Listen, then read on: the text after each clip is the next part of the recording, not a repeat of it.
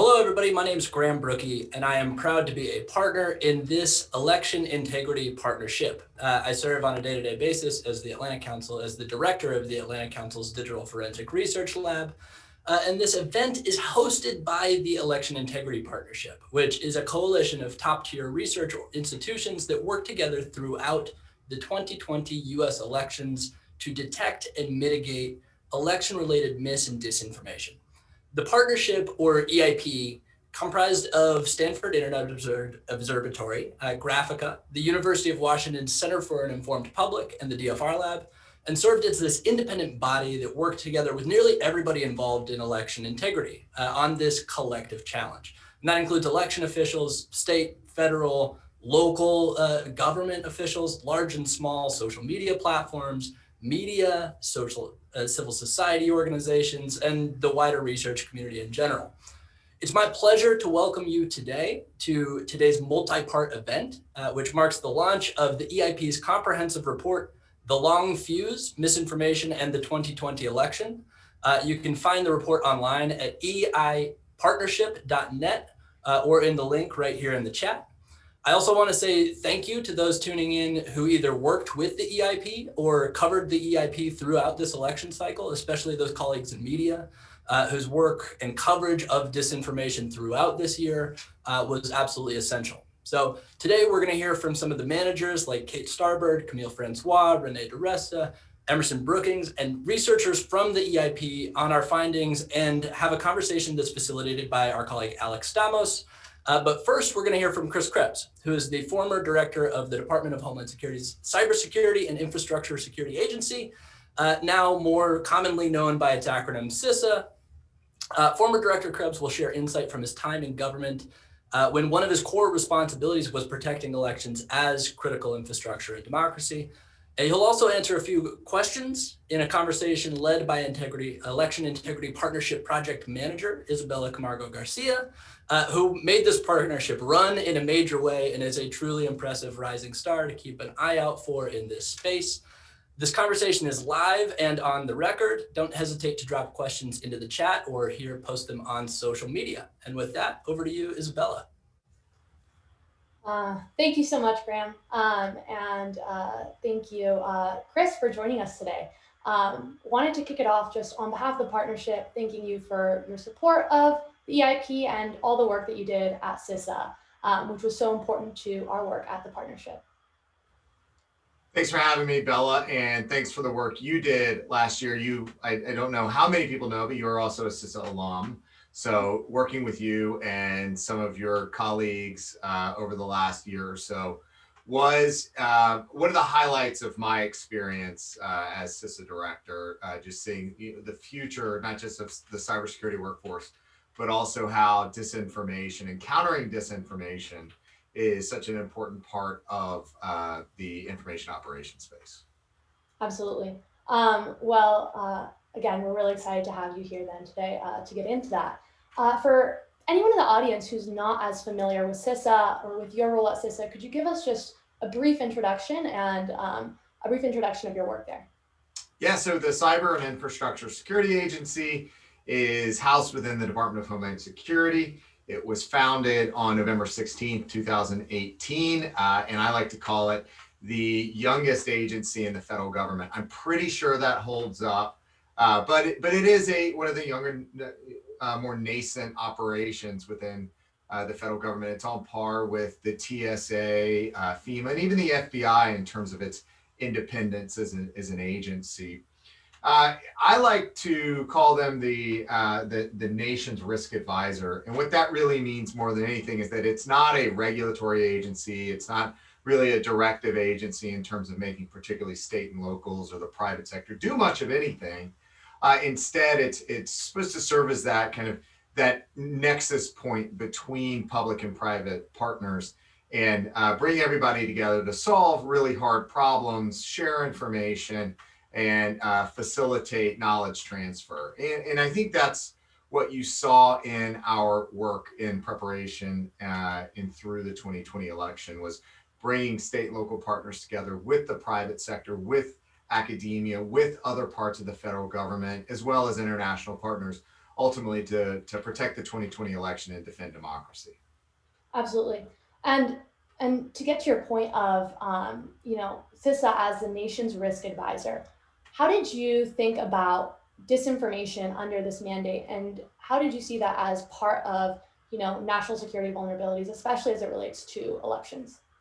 Well, so in January of 2017, the last secretary in the Obama administration, Jay Johnson, had designated election infrastructure as critical infrastructure, setting it up with its own critical infrastructure subsector. And so we took this on board initially with the mentality of we want to work with our state and local partners, the secretaries of state, the state election directors, the election officials at the county level, the vendors, the private sector partners that create the equipment that election officials use to facilitate elections. And initially the concept was like, oh, okay, let's improve their cybersecurity. Let's harden voter registration databases and election night reporting and the systems that are used throughout the process. But as we moved through the critical infrastructure security side of it, the cyber and physical security, and we spent 3.5 years of threat modeling around the various foreign launched intrusions that could disrupt an election, what we increasingly became aware of was that the resilience of the system, the election system itself, was pretty good.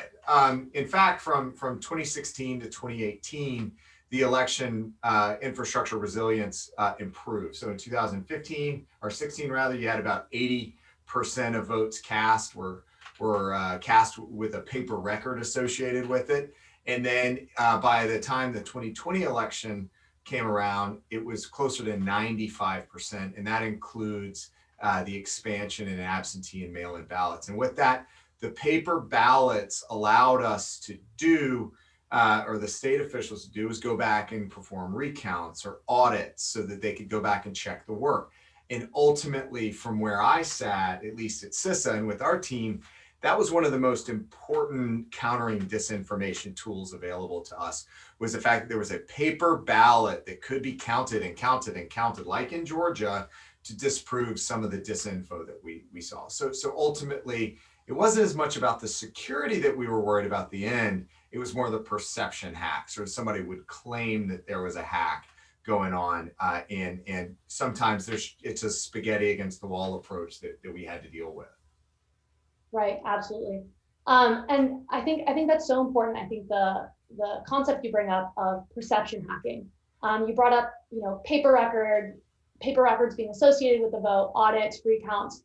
I can be super honest here to say, before I got to CISA, a lot of this was really opaque to me, right? Even as someone who had voted in the previous election, voted in elections since 2016, these concepts make sense, right? And I've heard you say them a lot in different interviews, as we know the election was secure because of the paper trail, but that can be a little bit opaque for people. How do you think that people take that message from you, right? Being in the midst of all the potential perception hacking, and then they hear paper record. Do you think that that's enough to move people into this belief that the infrastructure is secure, the process is secure, or what do you think is missing there to bridge that gap? So, I mean, I think the point is, above all, obviously it's not enough, that we have to do more to educate the American voters about how elections work. And that's really ultimately not a federal government responsibility. We want to be able to help facilitate that, but it happens at the state level. There has to be more education, awareness, and transparency on the various steps of an election and how technology is used. Technology is used in elections for two reasons. One is to improve access to the ballot box, but also increase efficiency and accuracy. Humans just cannot count ballots, for instance, with a high enough degree of accuracy, whereas equipment machines can.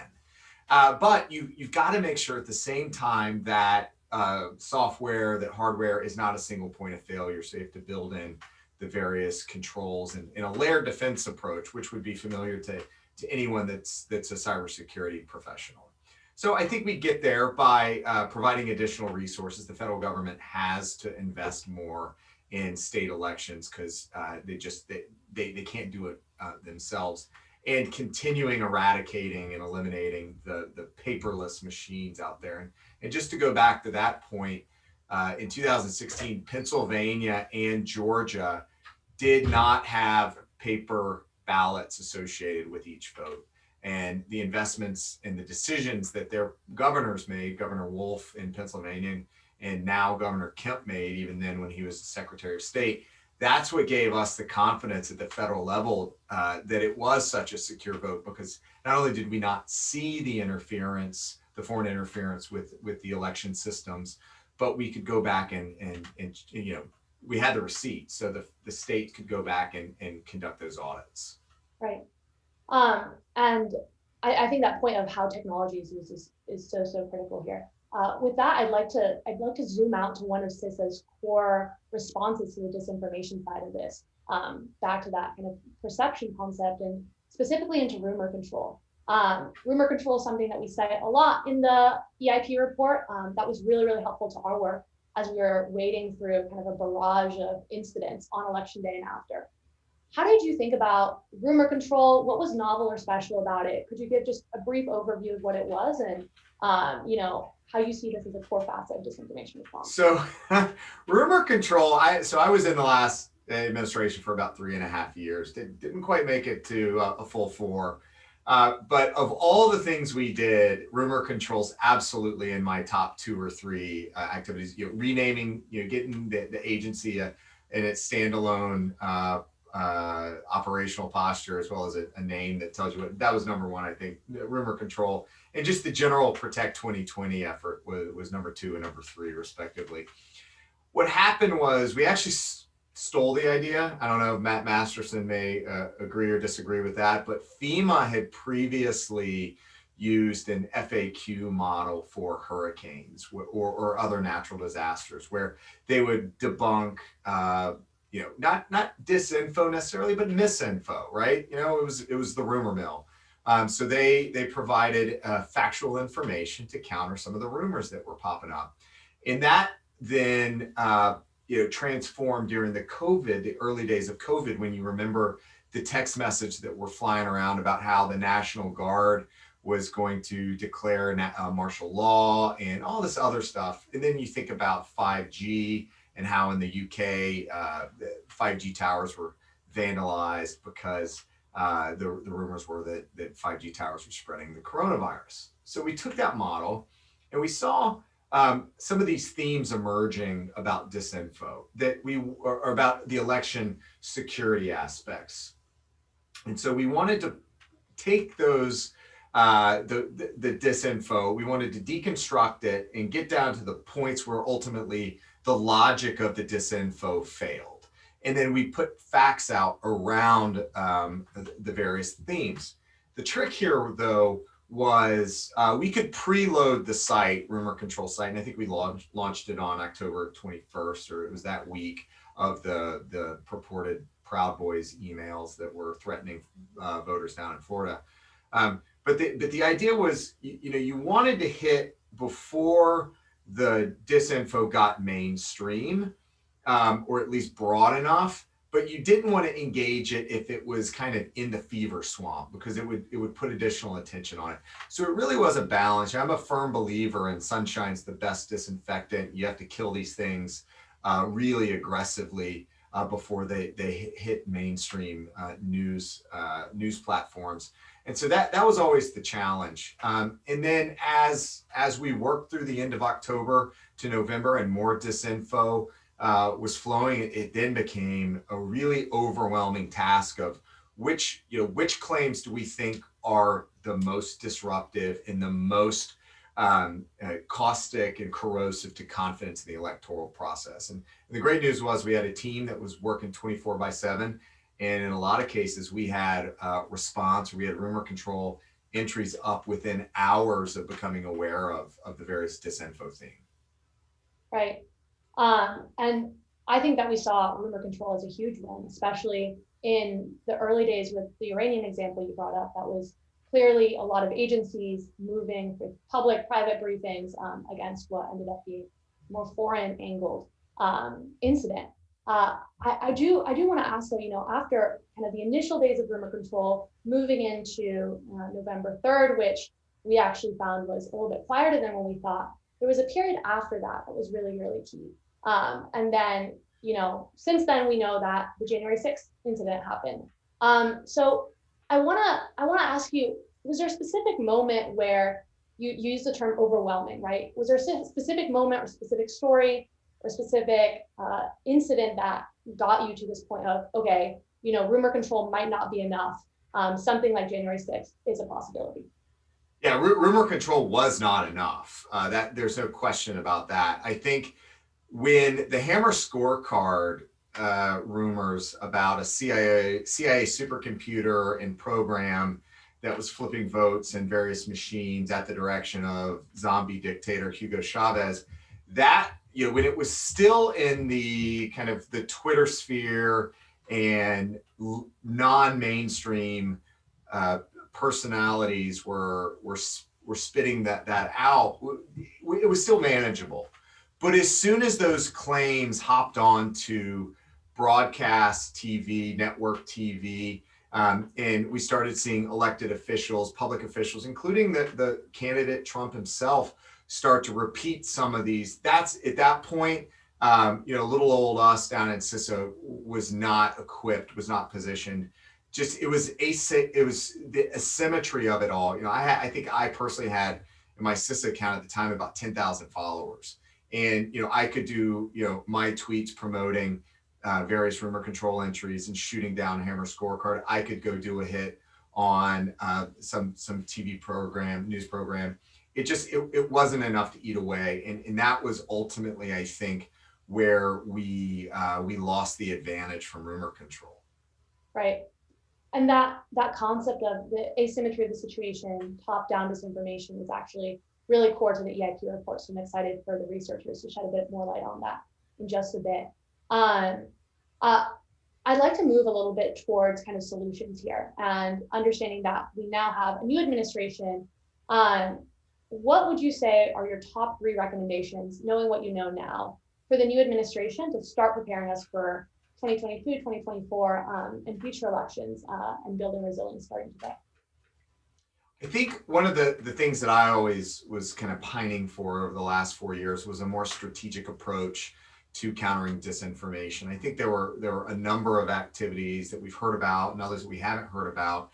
There were much more tactical and operational in terms of countering disinformation, particularly if you think about disinfo as a supply and demand problem. And the supply is, getting out there and disrupting the flow of Russian, whether it's Internet Research Agency or other parties, pushing disinfo. That was highly successful, I think, to the point where adversaries had to change tactics, move things offshore to proxy actors. So keep the pressure up there. And then on the demand side, in part, what we were trying to do through things like the war on pineapple was educate in a non-controversial way the American public on how disinfo operations work. I think those, we need to invest more in that. But the top 3 recommendations that I would provide first is you have to put somebody in charge of this from a strategic perspective. You need to have someone, whether it's in the National Security Council, the Domestic Policy Council, wherever. So there needs to be a counter disinfo czar. And I know that everybody's tired of too many czars, but this is really a cross-agency, cross-platform issue, and at least someone that's just senior enough to pull together the players. And so that's point 1. Point 2 is we need to work to define the roles and responsibilities across government, across industry, across academia and civil society. What are the levers available to each of them? And then where are the gaps and how do we plug those gaps? And in part, that's what I'm trying to do with the Aspen Commission on Information Disorder that we're going to be launching here shortly, of tackling some of those problems in a sprint, a 6-month sprint that we can then hand off to whatever civil society players are willing to act. And then third and finally, rumor control as a service. Disinfo, info operations in general, it's part of the bag of tricks of an expanding number of state and non-state actors. Not only will we see disinfo targeting from Russia and from China, it's going to expand, and we have to stay ahead of it. But we're also, I think, going to see disinfo used as part of the functional disruption toolkit in the corporate conflict space. So 3-4 years from now, every corporate executive, every CEO needs to be thinking about how they fit in strategically and how they could be played off within a state actor or non-state actor conflict. Right. I really like that. Rumor control as a service. I think that's an interesting idea there. What to move forward, I think, from your recommendations, of one thing I've been thinking about is, how do we know that we're there? What's the clear goal here? What are the metrics towards that goal? Is there ever going to be zero disinformation, or how do we learn to live with disinformation? So in your ideal state, how do we know that we're a little bit closer than we were moving into 2020? Winning in this space is hard to define. Metrics don't really exist. And the fact of the matter is that the Russians, for instance, prior to the Soviet Union, were already masters at this game. If intelligence was the second oldest profession on earth, I think disinfo spreaders was probably the third profession. And we have seen this just be a toolkit or a tool in the toolkit for decades now in terms of geopolitical conflict. So we just need to be better prepared. There will not be overnight wins, I don't think. I think we can strategize better, we can organize better, but fundamentally this is not about a silver bullet or a single solution. We have to think more about what the next generation looks like. And so we're going to have to invest, particularly on the saving democracy front. We're going to have to continue to invest in increasing digital literacy. We're going to have to continue investing in civics education. And to me, this is like a perfect opportunity from my childhood to come back. And I've talked about this before. But Schoolhouse rocks. It's just a great tool for engaging younger generations on how democracy works. We just have underinvested in sharing about how this experiment that we call the United States of America all came together and how it needs to sustain itself going forward. Absolutely. We love a good Schoolhouse rock movement. Thank you so much, Chris, for diving into all those with me. I think at this point, we're going to start shifting into the report part of the webinar, and our researchers are going to dive right into the findings. Before we do go to that section, though, what are you most excited to hear about today, and what do you hope people take from the report and the work that researchers have been doing in this space? So this report, 280 some odd pages, it has to be the seminal report on what happened in 2020, not just the election, but through January 6th. And I hope that it can serve as a launching pad for that authoritative, centralized repository of facts, the truth about 2020. You turn on the news every single night and somebody's up there pushing some aspect of the big lie. And really, even when you hear phrases like election irregularities, that's just a dog whistle for the big lie. So we need something that we can all circle around, we can all coalesce around. And I think this report is just a masterful piece of work that can help defenders of democracy like us ensure that those that will subvert democracy don't get away with it. Right. I mean, I completely agree. We're really, really excited to bring this report. We're thrilled to present it now. So thank you, Chris, for giving us that context, giving us that send off. And with that, passing it off to Alex to get right into it. Thanks for joining us, Chris. Thanks, Bella. Thanks, Isabella. Thanks, Chris, for that conversation. My name is Alex Stamos. I'm the director of the Stanford Internet Observatory, and I'm really happy to be moderating the next part of our discussion, which is a deep dive into the report that has been published, and the ability for us to answer some questions that you might have about it. So this is a great time to go download the report. The link is in the chat. I'm sure it'll be posted again. Just a quick 283-page read, so you should be able to skim through that real fast and have questions for our speakers. So you're going to hear from a variety of folks from the 4 different institutions that worked on the election integrity partnership. And what we're going to try to do is hit some of kind of the top line information and takeaways that we wanted you to get from the report first. So first, you're going to hear about how specific incidents of disinformation coalesced into narratives, which then became conspiracy theories, which then became conventional wisdom among some people. You're going to hear about the bottom up and the top down dynamics of disinformation as we saw in the 2020 election. You're going to hear about the repeat offenders, the super spreaders that were the really, really key to creating the disinformation issues that we saw in 2020. A big question we get a lot is, what was the foreign presence like in 2020? Was it equivalent to 2016? You're going to hear in detail of what kind of foreign presence there was and what impact it might have had. And then you're going to hear about the different policies of the platforms, how they changed during the time that the EIP was operating, and what impact that had on propagation.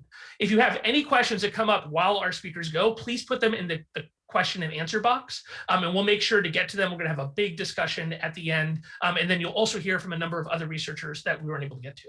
So to kick us off is going to be my colleague at SIO, our research manager, Renee DiResta. Hi, thanks so much. So as Alex mentioned, the EIP had, we had teams of analysts looking at false and misleading information. And as we detail in the report, this was narrowly scoped towards voting-related misinformation. So EIP did not spend time looking at every false claim or political back and forth between candidates and pundits. We really focused in on understanding election-related and voting-related misinformation and disinformation. So one of the ways that the voting-specific content manifested in the months leading up to the election was with claims of fraud related to ballots. And much of the way that that happened took the form of isolated incidents. So mail found by the side of a road, some ballot envelopes in a dumpster. These incidents were often posted by ordinary people who happened to observe them. And in the age of social media, that act of posting can push that incident into the public sphere. So these incidents, no matter how small, were then picked up by influencers and by hyperpartisan media, who were then incentivized to slot them into broader narratives. And when we talk about mail in particular, that turned into narratives about rampant mail insecurity, state-level incompetence in the postal service. And oftentimes, the manipulative framing would go a few steps further. Not only were these incidents indicative of massive mail-in ballot issues, the story would go, but these issues were in fact deliberate. The incidents were all connected, and this was all part of a vast plot to steal the election. Within certain online echo chambers, that process of incident to narrative to conspiracy ultimately would then wind up as conventional wisdom, because there would be very little counter content that was seen or observed. And so these framings of these incidents became the dominant perception of what had happened. And even if the incidents were later fact-checked, as they often were, and it was revealed that there were in fact no actual ballots in the mail, it didn't matter, because the narrative had moved on and the outrage machine was focused on something else. So I'm going to pass to Emerson Brooking to discuss a little bit more about how the incident to narrative to conspiracy pathways took shape. And then our colleague Kate Starbird will walk through a case study showing both what happened and how it happened for the notable example of Sharpiegate. Thanks, Renee. So 2 types of narrative formation contributed to the process that Renee described. In general, we observed a top-down process in which influencers and hyperpartisan media would spin real-world events with the intent of galvanizing outrage. And then we also saw a bottom-up process in which individual tips and social media noise would coalesce into stories that influencers and hyperpartisan media would then spin into conspiracy theories. And these would eventually reach a broader public audience once they begin to attract mainstream media attention. I'm going to take a quick closer look at a top-down example, then over to Kate for a bottom-up. Next slide. So I want to talk about Stop the Steal, a hashtag which we began seeing emerge in quantity in September 2020, and which would eventually be the flag under which the January 6th attack took place. This was an interesting illustration of a top-down narrative formation that appeared to many as organic. The actual phrase, "Stop the Steal," was a slogan created by conservative political strategist Roger Stone back in 2016. And shortly after the EIP began our monitoring program, we began to note that it was appearing sporadically from a few far-right political figures around September, and likewise was receiving numerous mentions from far-right fringe media, notably the Gateway Pundit. And we had a sense then in our early monitoring that this was sort of a process where seeds were being planted that could be harvested later. Next slide. And indeed, when November the 3rd didn't break the way a lot of Trump supporters wanted, we began to see many prominent far-right influencers basically searching for a way to express their outrage, searching for an avenue through which to distribute their content. And they saw the "Stop the Steal" slogan and hashtag is a kind of bucket where you could collect their cumulative grievances. And then at the same time, others began to see "Stop the Steal" as a vehicle for self-promotion. Newly elected Representative Marjorie Taylor Greene's first major act in the public eye was to circulate a "Stop the Steal" petition, on which she also fundraised and got a lot of money. And at this point, as "Stop the Steal" began to enter mainstream consciousness, we saw regular users taking their cues from these influencers and content creators. The "Stop the Steal" Facebook group was one of the fastest growing in Facebook history. It picked up 320,000 users in the space of 22 hours, saw at least 7,000 posts before Facebook removed it. Next slide. And so as we begin to work our way to January 6th, it was clear that this "Stop the Steal," something that had not begun organically, was now being used as the front for a range of seemingly spontaneous protests. And at the same time, it also become an organization, which was fundraising, which was directing buses of volunteers and demonstrators to different locations. So in the end, "Stop the Steal" was an illustration of a top-down structure that appeared like a spontaneous people's movement. And now over to you, Kate. Thanks, Emerson. Kate Starbird from the University of Washington. I'm going to talk a little bit, or actually show a little bit about how one prominent narrative took shape online. And this one was around issues that voters were having on election day with Sharpie pens. And they were bleeding through some of the ballots. And this eventually grew into a theory that specifically Trump voters had been disenfranchised by being forced to use Sharpie pens. Next slide. So in most cases, the ballots were designed to be used with Sharpie pens. And so the bleeding through actually wasn't affecting how they were being counted. But that didn't stop the narrative from spreading widely. It began to take off in the early morning of November 4th, so the day after the election, and it continued to spread for a few days and eventually began to feed into the larger "Stop the Steal" narrative movement. But let's take a look more deeply about how this took shape. So you have to kind of remember the context is that Trump supporters had been repeatedly told over the course of many months that the election would be rigged against him and against them.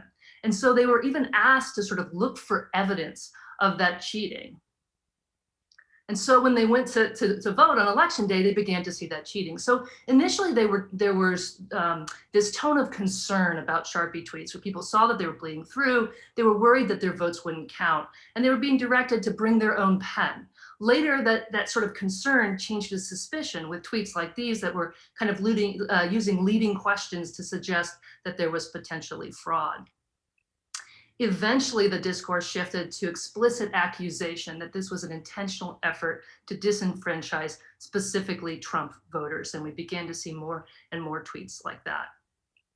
So many voters seem to experience this very real sense of disenfranchisement. This example we saw not just once, but many times, is that this voter actually went online to check the status of her vote and found that it had been canceled. This was one of a number of claims we saw like this. But if we actually look more deeply, next slide, the website that she had gone to where she saw that her vote had been canceled was actually giving her the status of her mail-in ballot, which was canceled because she hadn't submitted one. So she's actually misinterpreting this evidence to suggest that her vote hadn't been counted because the Sharpie pens had been used. So this is a person who thought that her side would be cheated, saw the Sharpie pens bleed through, heard that she might have been cheated by some of this chatter that was going online, and then misinterpreted this website as evidence that she'd been cheated. So this was likely a very powerful experience of this person. Not, not something that was external, very internal. She experienced what she thought was disenfranchisement.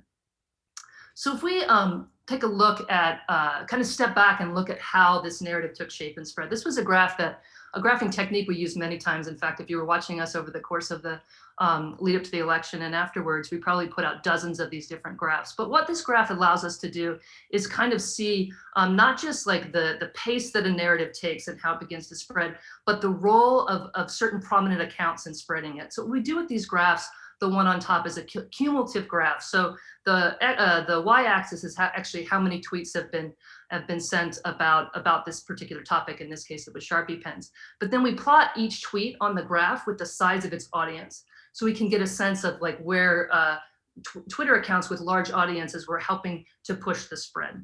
So if you look early in this kind of propagation, on election day, there were these initial reports of Sharpies bleeding through, but it wasn't really spreading very quickly. And then overnight, at about 2 in the morning, importantly, right after Fox News had called Arizona for candidate Biden, this narrative begins to really take off. And what's happening here is that a few accounts begin to push this out to large audiences, and then it carries over for a course of several days. And if we look closely at who was pushing this content, there were right-wing influencers, including conservative activist Charlie Kirk and Donald Trump's 2 adult sons. And we saw similar patterns like this again and again and again with a lot of these narratives. So if we step back, next slide, please. So if we step back and think about what's happening here, President Trump and his campaign didn't just prime his audience to be receptive to narratives of voter fraud. They inspired them to produce these narratives themselves and then echoed those false claims back to them. This is a very powerful dynamic and one that may be very resistant to correction. It's both top down and bottom up. The elites set the agenda, they feed the narratives, and then the audiences created the evidence to fit those narratives, helping to find the fittest narratives, the most interesting and politically useful conspiracy theories. And then those elites echoed those back to the audiences, rewarding and motivating them to continue in this kind of collective participation. So I'm going to pass this off now to other members of our team who will talk about, Ian and Andrew will talk about the role of influencers in motivating and spreading these false and misleading narratives. Thanks, Kate. Hi, I'm University of Washington researcher Andrew Beers, and I'll be presenting this section with my colleague Ian Kennedy, also from the University of Washington. In this section, we cover repeat spreaders, accounts and organizations that were highly shared, multiple incidents of false or misleading content about the 2020 election. These aren't people who hammered on just one conspiracy, and they aren't unknown accounts that spam links all day. The users in this section are popular, skilled social media users that are committed to spreading many different unique pieces of misinformation during the election. We start this section by looking specifically at popular Twitter users that repeatedly spread election misinformation. The table we've posted here shows users who posted in multiple discrete misinformation narratives and whose posts received at least 1,000 retweets each. We also include how many followers these accounts had at the time of data collection and how many times they had been retweeted across all instances of misinformation. We can start by highlighting in green Trump's family members, Trump and his 2 adult sons, who are particularly prolific spreaders of misinformation. In addition to being 3 of the top 8 most frequent spreaders of unique incidents, they had 3 of the top 4 most followers, along with Sean Hannity, and 3 of the top 4 most total retweets, along with Project Veritas founder James O'Keefe. We can then highlight in yellow self-described news sources, such as the Gateway Pundit, Breitbart, Sean Hannity, and Mark Levin. As we'll describe later, the Gateway Pundit was one of the most prolific sources of misinformation across the entire election. Add on to that, in blue, accounts primarily related to the QAnon movement. These accounts were famously removed from Twitter in Twitter's widespread QAnon suspensions in January, but they were highly active during the election. Now, in this next slide, we're going to highlight rows in red that are associated with pro-Trump movements. As you can see, every row is red. All of these repeat spreaders are ideologically pro-Trump. This is an important point, but we want to be clear. People of any ideology can spread misinformation. Our full report documents several instances in which primarily left-leaning users spread misleading stories about the 2020 election.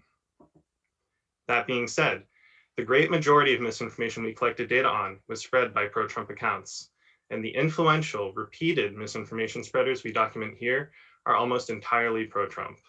Our data supports that repeat spreaders were an ideologically asymmetric phenomenon during the 2020 election. All of these pro-Trump repeat spreaders share a similar audience and together form a right-wing misinformation ecosystem. Detailed in our report, we use network visualizations to understand the connections between different accounts discussing the election. In the network pictured here, you will find every repeat spreader from the previous table embedded in the red cluster we have titled Mainstream Right. I'll conclude my part of this section by showing which users in this list were verified by Twitter, 15 of the 21 accounts.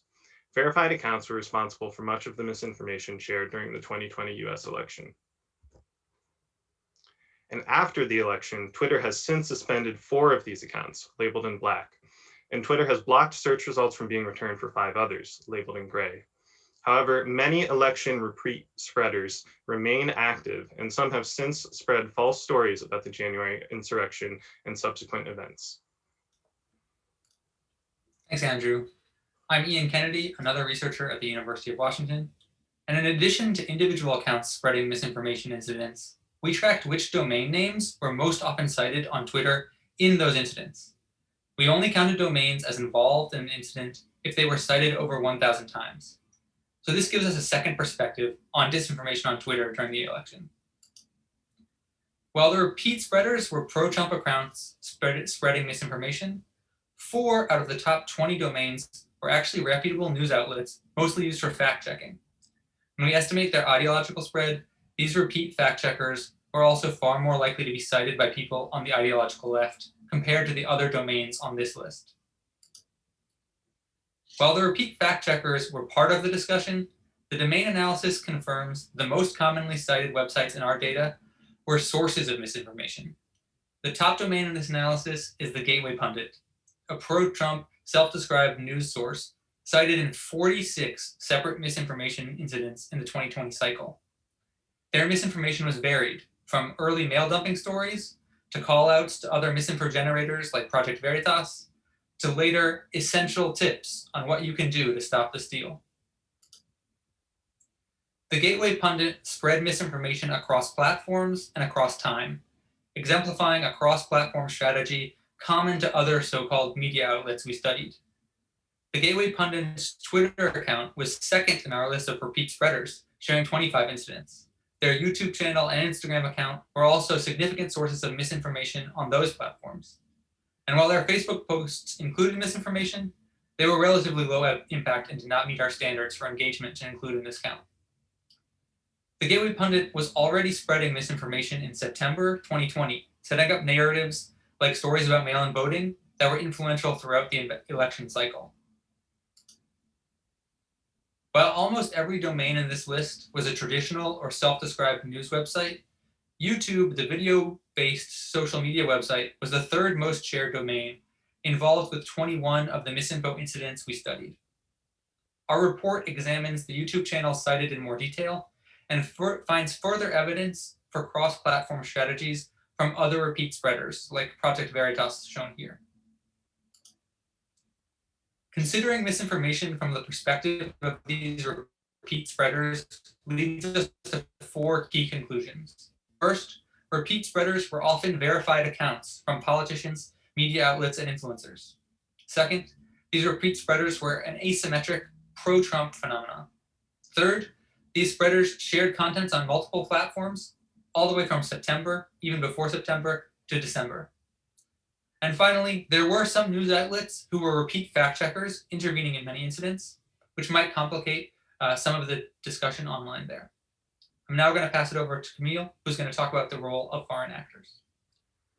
Thanks, Ian. My name is Camille François. I'm the Chief Innovation Officer at Graphica. And I'm going to tell you about the role of foreign actors in this election. Next slide, please. I'm going to start by reiterating what we wrote in the report, which is most of the disruptions to the electoral process came from domestic actors. Foreign attempts to cause chaos in this election were largely unsuccessful and were absolutely dwarfed by the volume of domestic mis and disinformation.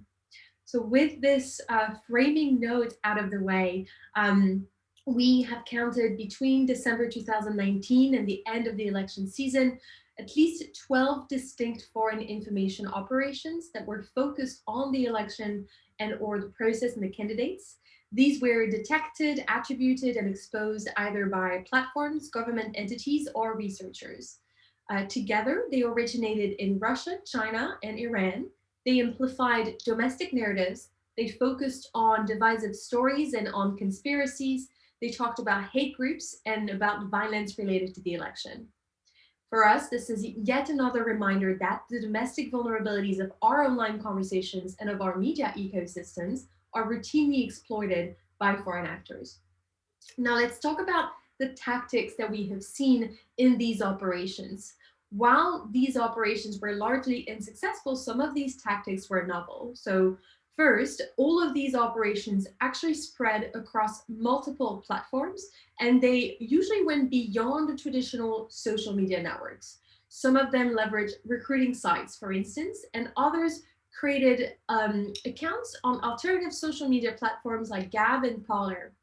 In the case of one of the Russian operations we're going to talk about shortly, these accounts on these alternative platforms were what kept their operation going throughout the election week after their rest of their accounts on mainstream platforms had been disrupted by these mainstream platforms. During the height of the election season, we saw foreign actors impersonate US-based hate groups to intimidate voters. We saw them use AI-generated profile pictures to populate fake accounts, which is a technique that is becoming increasingly popular in information operations across all actors. We saw them enlisting unwitting US-based freelancers to produce and disseminate content targeting both sides of the political spectrum. Another feature here in terms of tactics that was notable is these operations used websites alongside social media accounts to create a further persistence for these operations after they are exposed and mitigated. As Alex said in his intro, we often get asked how the situation compares with 2016. And it's difficult to answer really because of the huge differences in our collective understanding and preparedness in the face of foreign information operations between both cycles, with 2018, of course, in the middle. Overall, the state of play regarding foreign actors' engagement with electoral disinformation looked very different and much better in this election. Multiple groups across the private and public sectors engaged to expose and mitigate these operations, which, as we said, came from a wider variety of foreign entities.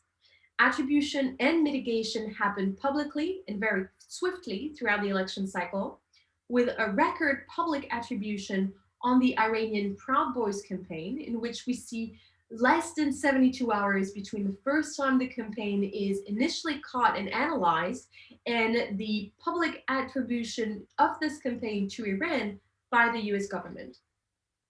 I think it's also worth noting that foreign efforts to influence the US political debate using disinformation began well ahead of the election. The first one we saw, again, was uncovered in December 2019, but of course started before that. And unfortunately, they have also continued since. Notably, the events of January 6th at the Capitol have been leveraged by multiple foreign actors in their messaging, both on overt channels, such as state-funded media, and in information operations using fake accounts, notably in the case of a Chinese network and a Russian operation. We can move to the final slide, which covers the set of operations that happened at the height of the electoral season, both originating from Russia, from Iran, and from China. It covers the aggressive operations, notably conducted by Iran to foster online harassment and instill fear in voters, which I think is, again, an important reminder of the links that can exist between coordinated online harassment and information operations. I will let you read through these various highlights. The detail of it, of course, is in our report, but a key takeaway here for us is that foreign actors absolutely took note of the most divisive and violent elements of the online domestic conversation and made these the focus of their ultimately unsuccessful attempts to disrupt the electoral process. With this, I will pass it on to my colleague Kali, who will talk about the work that she led, tracking the myriads of applicable policies and their changes across social media platforms. Thanks so much, Cam. Hi, everyone. My name is Carly Miller, and I am with the Stanford Internet Observatory. So I, along with Shelby Perkins from Stanford and Nicole Buckley from the University of Washington, led the policy research and analysis for the EIP. So today I'm going to be focusing on 4 key takeaways of our work. However, I want to hit home that underlying each of these takeaways is the notion that policies shape propagation, meaning that the tactics and narratives discussed in our report and also throughout this webinar would not be possible without the unblocked avenues that policies afforded them. So ultimately, we found that platform intervention and users' responses are part of a wider feedback loop. Platforms observe users' behaviors and actions, which reveals a need for more policies or policy changes, and then those policies impact subsequent actions. Next slide. Oh, actually, stay here. Thank you. The 4 takeaways I will touch on center around a comparative analysis of the platform policies leading into the election, the different vehicles through which those policies are enforced, challenges that may not have clear policy solutions, and last, areas where platforms can improve policies moving forward. Next slide. So one of the first research objectives for the partnership was to understand the policy landscape in which election myths and disinformation will be propagated through. As a collective partnership, we established the scope of our work, which became what we saw as the 4 main categories of election integrity. So procedural interference, attacking time, place, and manner, participation interference, discouraging someone from wanting to vote, fraud, encouraging someone to participate illegally, or delegitimizing the election results or casting overall doubt in election integrity. This framework also served a dual purpose, and that was to evaluate the election-related policies to understand where platforms had key gaps. So our team evaluated 15 platforms. Now, at the onset of EIP in August, when we first began our research, many of the platforms did not have comprehensive election-related policies. Over the course of the election, we did see that these policies iterated and became more clear in terms of the content that they would address, how they would address them, and also respond to real-world events such as heightened fear that there would be violence or interference at the polls.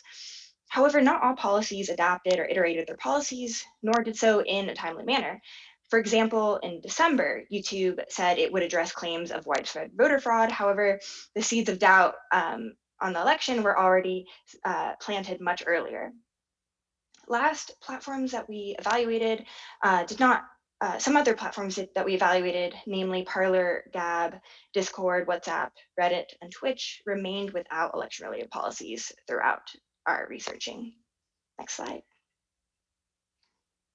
The second and third takeaways have to do more with how these policies are applied in practice and how actors respond to these enforcements.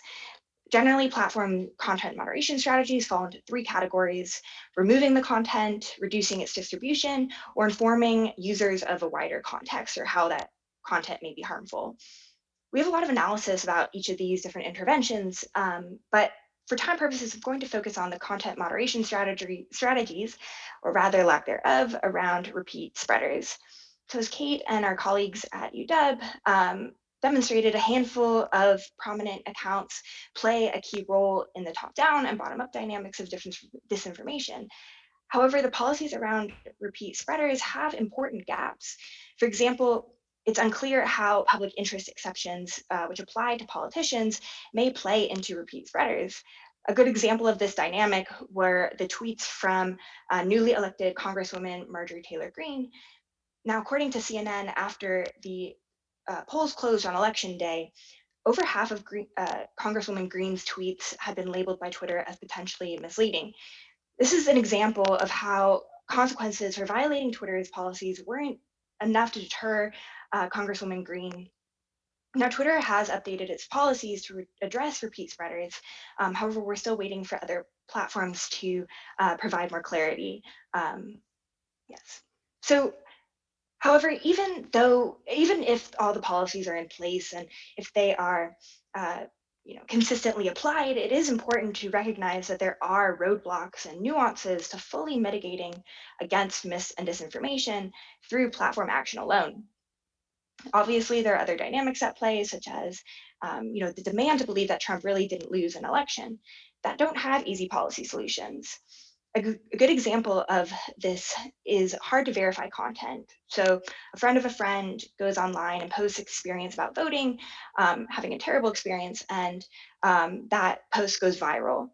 So actors like the Gateway Pundit and Project Veritas took advantage of these loopholes where platforms can't go hunt down every unique voting experience in a small town to then take these claims and bundle them up and amplify them to sow doubt in the overall election integrity.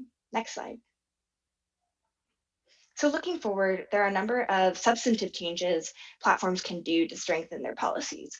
Ultimately, I'd like to highlight that it took a lot of work to get an accurate snapshot of the entire policy landscape, hunting down every blog post that had a policy in it, so which I don't believe the average user has the bandwidth for, nor do I think we should expect this from an average user. At the end of the report, we do provide recommendations to address policy accessibility, transparency, cross-platform communications, and many more things we observed. Therefore, I hope that our policy analysis and the analysis of that of other chapters goes into making these policies stronger and better equipped to tackle the propagation of mis and disinformation. And with that, I will hand it back to Alex. Thank you so much, Carly, and to everybody else. We're now starting our Q&A session. So if you have any questions for any of the folks who spoke, or of anything you've seen in the report, now is your chance. Please put it into the Q&A tab in Zoom. I just want to thank a couple of people. I want to thank Director Krebs for coming in and being part of this. I want to thank the leaders of all of these teams for teaming up during the EIP and working together. I want to especially thank Isabella for being the project manager and for helping pull this whole thing together, along with a lot of other great people like Elena Christ, Renee, and leaders from all of these teams. And I think Kate has some people she wanted to thank too before we go into questions. Yeah, I would just like to thank our funders. We have some great funding at Knight Foundation and Hewlett Foundation, the Center for Informed Public, and I think Stanford as well has had some support for their operations. And then especially Omidyar Networks and Craig Newmark for their funding that came just at the right time so we could hire people, onboard people that really made this project possible. So just want to give a shout out to them and just a heartfelt thank you. The work wouldn't have been done without you. Great, thanks, Kate. Okay, great. So we're going to get to some of the questions. So first off, we have an interesting question about statistical disinformation, that there's a number of examples of people having disinformation that sounded really legit because they used lots of math. What was this a difficult problem for us to deal with? So I'm going to go to Joe from the University of Washington. Joe, you mind answering that one? Yeah, so we saw a lot of the same kind of pattern after the polls closed, basically. Elections produce a ton of data across a giant, area of both kind of space and time with different patterns that emerge. And people would kind of mine this data and these patterns for irregularities or perceived irregularities. And they could run a bunch of different fraud analyses, find some pattern, and then prop it up as definitive evidence of misinformation. One of the more kind of, at least comedic examples was a tweet saying that there was a decreased rate of turnout in some districts of Philadelphia, where it turned out that the idea behind that was that they were areas with dorms that were closed because of COVID. And so there's all these innocuous reasons for patterns, but the mathematical complexity can kind of overwhelm the person that's seeing the information and make it hard for them to decipher and debunk. Great, thanks, Joe. We have a question about Stop the Steal. So, for the Stop the Steal hashtag, which we talked a little bit about, one, why was it so popular? Why did it endure and get so much play after the election? Second, like, what was the role of extremist groups? So I'm going to ask Alyssa to answer that question. Yeah, so Stop the Steal is really an all-encompassing phrase. It really, every election conspiracy, from the election was rigged to ballots in Michigan aren't being counted to Sharpiegate to all these different vague and very specific false claims, were sort of rolled into this like one unifying message. So that was one reason that it was really enduring. And then secondly, it was promoted across social media, not only by laymen, but also by a lot of influencers, a lot of different groups, and even by President Trump himself on Twitter. And then as for the extremist aspect, so Stop the Steal protest events occurred throughout November, December, etc. And so some of these, it ultimately culminated in January 6th. There were many Stop the Steal organizers involved in organizing that, but also events like the Million MAGA March in November of 14th. So extremist groups were absolutely a part not only of attending these protest events, but also heavily promoting and organizing for them. So these are hateful, far-right and white supremacist groups, including Oath Keepers, the Proud Boys, the Three Percenters, and various militias from across the country.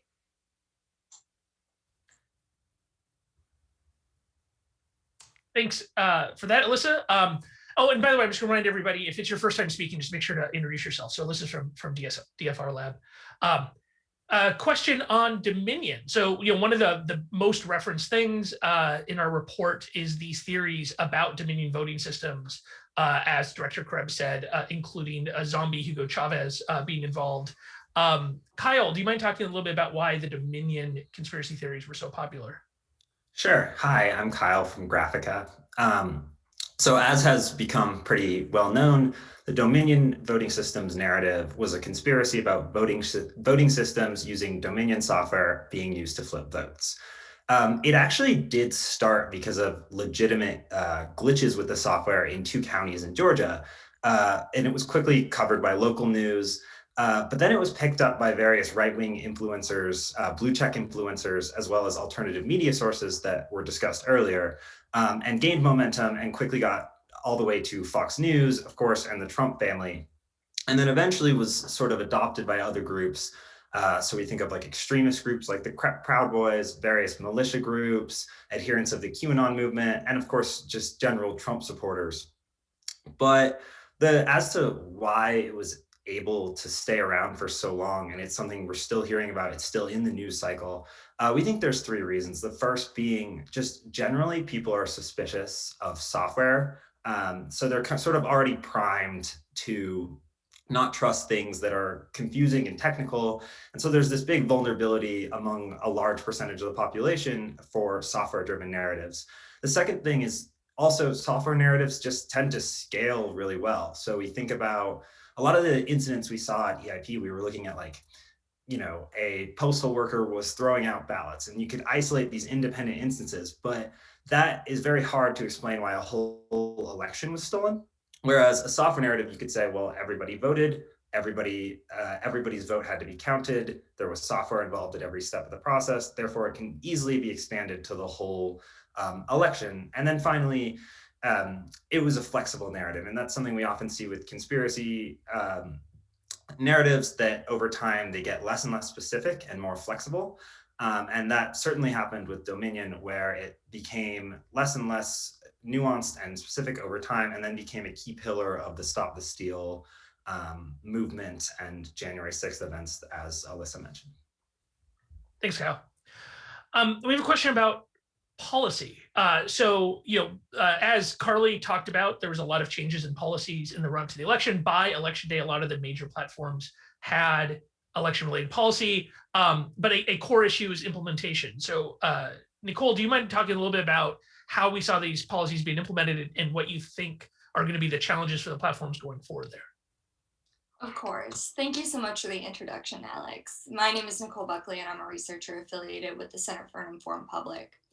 So as Carly discussed, the major social media platforms realized the risk of election misinformation, and they adjusted their policies to prevent its proliferation in 3 ways.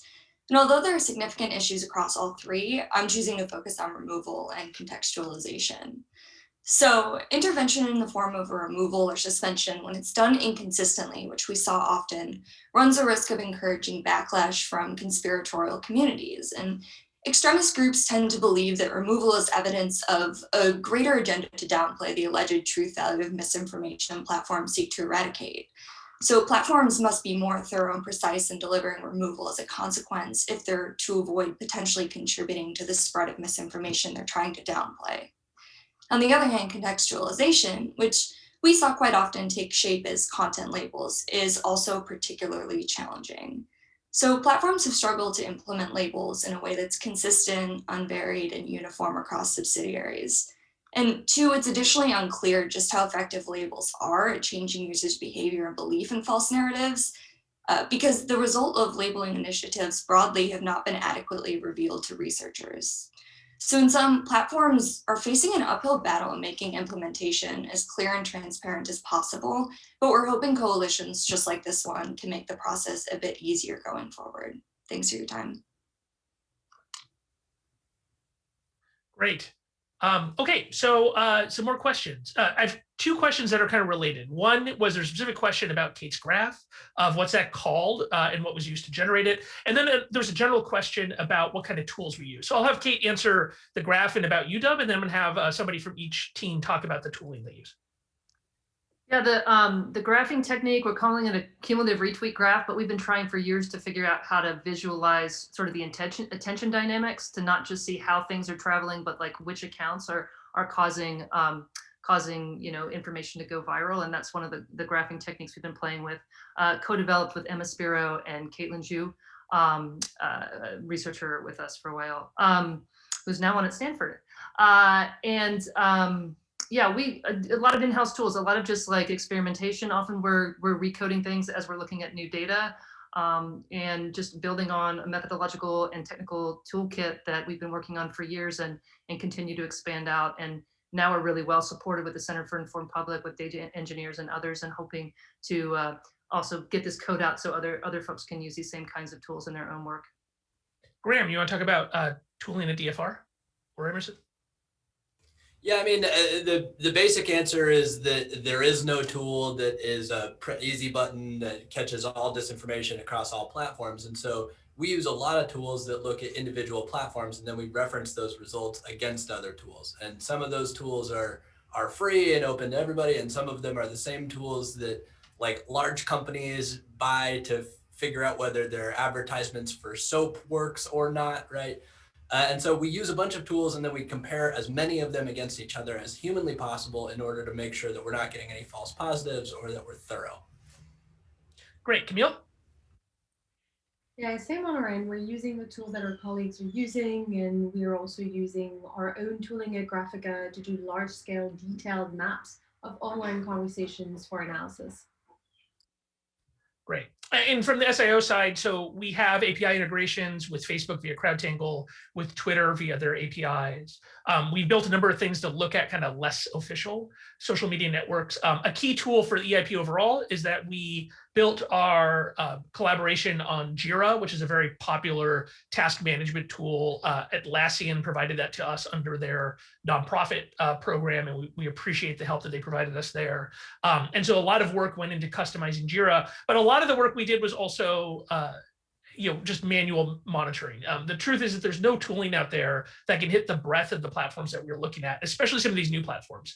So for example, TikTok, I don't know of any good tool to monitor disinformation on TikTok. And so fortunately though, I work in a place that has a effectively unlimited supply of 18 to 22-year-olds who turn out to be really good at browsing TikTok all day. So one of the things we did there was we hired a bunch of research assistants and specifically tasked them for looking manually for those things, and then they would port what data they could capture over to Jira and do that. But another tool we used was Junkipedia, which is an excellent tool that has been used as a nonprofit, and that we appreciate the collaboration. Kate, did you want to add? Yeah, just one more addition here. It's such a good question, because when I think back at like these collaborations going forward and how they work, I think it's really good to remember that it's a combination of the technical tools that are being built, but also the expertise, the methodological expertise, the contextual expertise, and the willingness to actually go beyond the tools and actually get our hands into the data and have people looking very closely at the data. I think that's what makes these kinds of things work. And I think there's opportunity for us to keep growing that body of work and sharing that with others. And so we'll have, you know, a larger group of people who can participate in these kinds of efforts. Yeah, and two more to mention. I think a number of us have integrations with pushshift.io. Jason Bumgarner's done some great work archiving data from Reddit and some of the alternative platforms. And then the Internet Archive was a great partner that we used to archive. So one of the key things we had to do is, as we initially found this disinformation or misinformation, is we'd archive it so we had the ability to write this report. And so now that was really critical for us to have tools that could do that. And the Internet Archive provided the majority of that. So yeah, lots of stuff going on. And if you're interested in this, in chapter 1, we talk a lot about the process and operations, which I think is actually one of the unique things about this partnership, is that we had shifts, we had people working 20 hours a day, we had processes that were put in place to kind of explicitly handle handoffs. And that's the reason why we could have 120 people contribute to this without it being, it was a controlled amount of chaos, not complete chaos, let's say. We have a specific question about the EU. So talking about the success of public-private partnership, what are the thoughts about of industry codes of practice with third-party oversight, which is something that's been discussed in the EU through the practice on disinformation, as well as with the Digital Services Act. Emerson, do you have an opinion on that? In this case, I don't think I'm the best person. I'd say Alex or Camille. I'm sorry, I'm going to pitch it to Graham. I'm sorry, Graham, I think has some, and then Camille. Oh yeah, for sure. I think that the main difference here is that this partnership was kind of blessed by all parties, but it started truly independently. And so, you know, where EU Code of Practice and a few of the kind of organizations in the EU have started at the request of government bodies, you know, this collaboration, the EIP, started independently, and then ended up talking a lot to federal, state, and local government officials, election officials, media, and social media platforms. And so I think that's the main difference. How that goes forward, you know, in terms of standards for collaboration, standards for information sharing, a bunch of these other policy questions, that's outstanding. I would be remiss if I didn't point to chapter 7, as well as the executive summary that has a bunch of recommendations on that specifically. But you know, it's going to be a policy conversation going forward. Great. And Camille, as our resident French woman, do you have an opinion here? I think we're going to see a lot of interesting things coming out of the EU trying to tackle this topic. But I think here, the thing that everybody agrees on is, for these conversations, we need to have independent third-party researchers being able to monitor what's happening, being able to create the transparency and the accountability. Our structure was able to do that successfully, we hope. You know, we hope that others can take a page from the playbook that we started drafting to continue empowering research communities around the world to act as these partnerships and efforts, again, to do more transparency and accountability in this space. Great, thank you so much. We have a number of interesting points about that coming out of this, that there's a lot of discussion on policy changes around election integrity. Some might be legit, some might not. Graham, do you mind talking a little bit about some of our policy recommendations and what we think about this focus on integrity and the difference between integrity, election integrity, and kind of voter suppression? Yeah, absolutely. So one of the things that made this so successful was that we didn't try to look at all things to all people, right? Like, disinformation is a broad topic. It touches on literally everything. And so we were very specific in partnership to scope it on misinformation about the process of the election and the results of the election. What that means for a bunch of policy recommendations is that they're pretty narrowly tailored to the process of the election and the results of the election. And I think that there's two broad themes in the policy recommendations.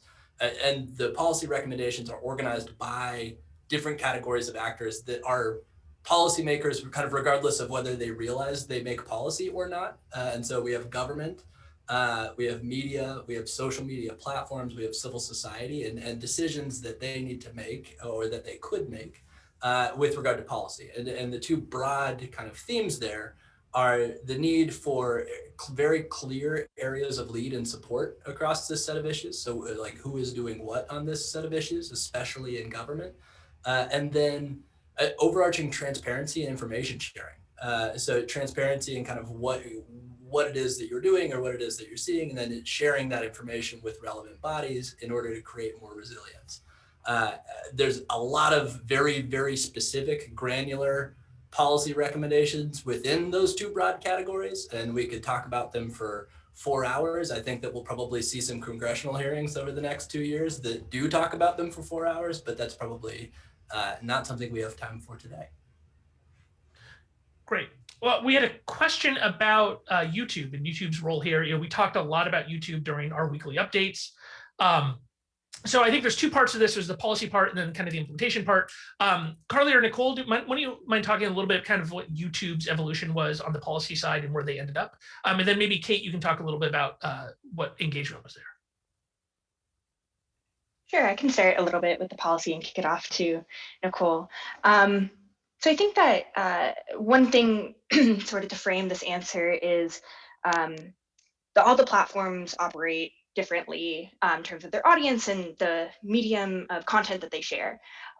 So just caveating with that, but YouTube is one of the largest platforms that we studied, and similarly to Facebook and Twitter, have been very established in this space for a long time.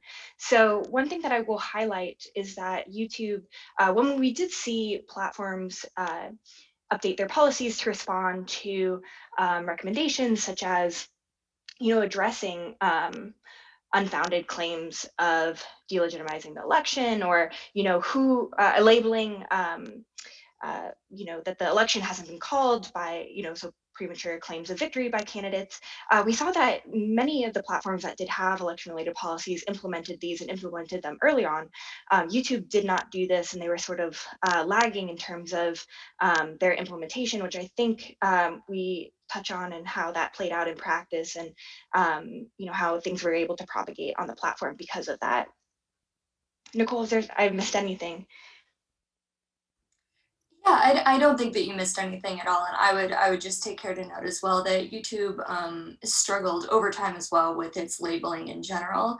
That's something that isn't unique to YouTube as a platform. All platforms struggle with labeling, but in particular, YouTube had issues with adapting to embedding labels in new forms of issue or content sharing. So we look in the future to see perhaps additional evolution in labeling live content, for instance, and other forms of media as they're introduced. Kate, did you want to add something? YouTube, from our view, played a diverse role in the ways that it allowed mis and disinformation about the election to flow. We can't study YouTube as systematically as we can through other platforms, but even just looking at our Twitter data, YouTube is a primary spreader of mis and disinformation within the Twitter data. So we can only imagine what's happening there from a systematic point of view. But we saw them, we would see videos and didn't just have one claim, but they would string together a bunch of different claims, and then they would show up again and again in other places. And then even as other places may be trying to shut down content or shut down false narratives from flowing, they would come up again because people could cite them again at a different time in a different way and cite those same videos where YouTube is hosting them. And it was kind of a place for disinformation to hide and then be sort of mobilized again later and remobilized. It becomes a resource for these disinformation campaigns. So from our view, it was just really a core piece of the repeat spreading phenomenon and a huge piece of the cross-platform disinformation spread. And Joe, did you have something to add to that quickly? Yeah, just kind of reiterating some of what Kate said. We saw a lot of link shortening too with links to videos. And so even if Twitter did its best to delete, say, a video of misinformation or several narratives, it could hide behind these links on YouTube and then just get shared again. So it created a bit of a loophole for misinformation across all platforms. Great. Thanks, everybody. I think it's safe to say that live video is going to be a huge challenge for all of us from a research perspective. We have a bunch of questions on kind of the same topic, which is effectively, how do you handle disinformation when there is, pushing some of these parts of disinformation is almost an official part of the political platform of one of the major parties. And it's something that you see a lot out of cable news, Fox News, Newsmax, OEN. Kate, do you mind talking about kind of the network effect issues here? Let me approach this from a couple of different ways. From the data side, it's undeniable that Fox News pundits were among our repeat spreaders. If you look further down our list, we show in the top 25, you look further down the list, there are other pundits in there. And certainly, even though they may not have always been exactly sharing the content as they think it's true, they were platforming these ideas over and over again. And that's just their social media content. We're not even looking what happens when they move it over to their cable news programs, where it's a little bit harder for us to see and measure. So certainly they're playing a multidimensional role, both of like setting these narratives and help, in priming their audience, as we talked about in the slides, priming their audiences to be receptive to these kinds of narratives, but also they serve this role of like, things will bubble up from social media and then they will get platformed on the cable news show. So again, really a clear part of this disinformation ecosystem. And it is difficult, and it's not just Fox News or other outlets that are hyper-partisan outlets doing that, but I think that it's going to be hard to address the problem just with social media policies when we're seeing cable news and other kinds of outlets have a role that's just harder for us to measure, but probably just as substantial. Emerson, do you have something you want to add there? Sure. Well, first, when we talked about the different content dynamics, the top-down and bottom-up kind of narrative structures, it was fascinating with the EIP to watch again and again with these sorts of bottom-up, where you might have decontextual, or you might have videos or individuals who had particular complaints or concerns. Their concerns would get bundled by far-right influencers, and then these far-right influencers would be doing all they could to try to catch the eye of a Fox News producer. These are kind of concentric circles of amplification and legitimation, which these individuals were trying to reach through. Because if they could get to this Fox News editorial section, then it was very likely they would also grab the attention of President Trump, who was kind of the social media Death Star in this situation. But then also on the broader question of what do you do when one side was so often platforming the sort of voting related misinformation. I mean, from our perspective, I think EIP really helped push the envelope with things like just the notion that this delegitimization of electoral processes that we were seeing in the summer and early fall, that this should be against content moderation policies on these platforms. And they began to take proactive steps there. But it was to me a bit disappointing that there was tons of this misinformation that would continue to circulate, because bottom line, these platforms are companies and they had to hedge their bets a little bit. They couldn't outlaw the speech of one competitor in a political process. But after November 3rd, we saw that marked shift where content moderation actions that were we could hardly contemplate a few weeks before began to be taken. There was a much stronger emphasis on cracking down on the sort of content we've been tracking from the beginning. Awesome, thank you. We have several questions about what we saw in languages other than English. So there's a specific question about Spanish, but we also had some other ones. So I just want to turn to Isabella. Isabella, you mind talking a little bit about first what EIP did around non-English language work? And then second, specifically for the Spanish question, did we see different kinds of disinformation being spread in Spanish specifically? Absolutely. So on election day, we had specific teams of researchers with specific language skills proactively looking for content in different languages. And that was really core to a section that we now have in the report on non-English language content that we monitored. So I would definitely direct people towards that in chapter 3.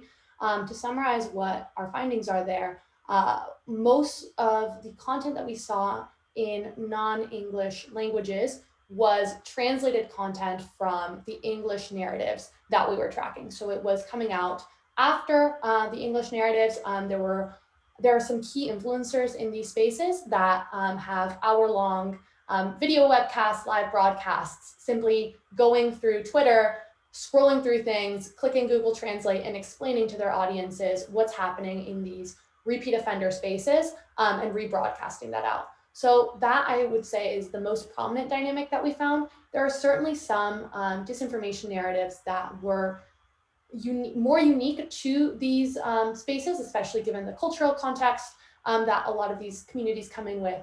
But predominantly, it was this translation feature. and something that we will have to continue to take a look at. The last thing that I would say is we did have limited research capacity to go into WhatsApp and some of these encrypted channels, which are prominent within these communities, as well as WeChat for the Chinese language misinformation that we included. So that is the caveat here, and something that we're working on for the next effort. A big issue. Anybody want to add anything on the end-to-end encrypted or the point-to-point networks of the work that needs to happen there? Okay, great. So we have an interesting question. So it's a very specific question that Kate had tweeted a lot about, which was there was a report from another organization that there's a 73% decline in disinfo on Twitter when Trump was banned. Is that a valid number? Could we attribute to something else? So Kate, if you don't mind addressing that, but also I think there's issues here about people throwing out these numbers in a way that we're a little concerned about. Do you mind talking about that a bit? Yeah, I think the precision of that number is just impossible, right? So it always kind of triggered a little bit of skepticism on my part for a couple of different reasons. One is, how are they even measuring what's misinformation or not? Clearly they're using keyword terms.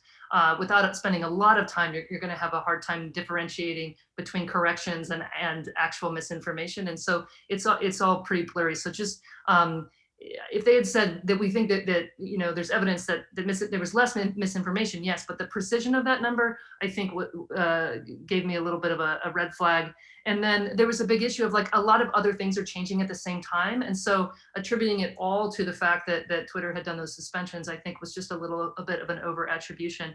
I think that the gist of that is correct, that probably that did impact the spread of mis and disinformation.